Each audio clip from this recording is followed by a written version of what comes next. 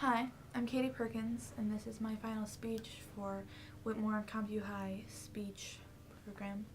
Thank you.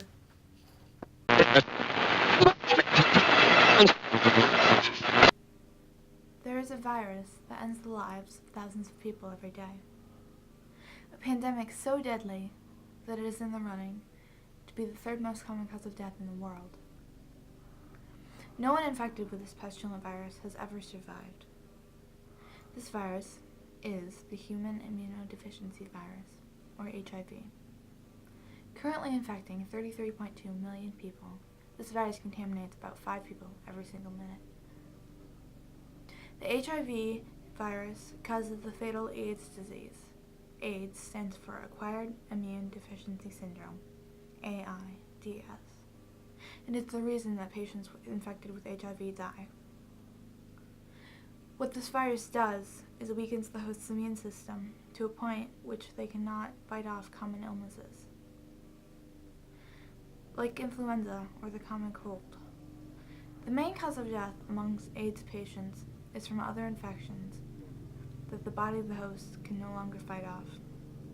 These infections include meningitis, encephalitis, retinitis, tuberculosis, pneumocystic pneumonia, esophagitis, chronic diarrhea, and tumors of the lungs, skin, and gastrointestinal tract.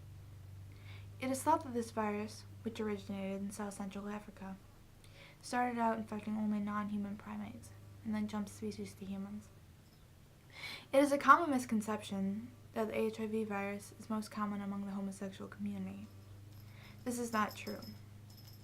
However, AIDS was first seen in the United States among a few homosexual men, before it transferred to women. This fact, along with some selective interpretation, has kindled many religious fires against homosexual, bisexual, and transsexual individuals. The HIV virus thrives in the blood and other bodily fluids of its host, and is spread mainly through needle sharing, unprotected sex, and from mother to child, either as a fetus or through breastfeeding. The best precaution one can take to prevent the spread of HIV and AIDS is the use of a condom when engaging in sexual acts. The simple use of a typical condom reduces the risk of transmission through heterosexual sex by about 80%. It is also important for healthcare professionals to take precautions as well.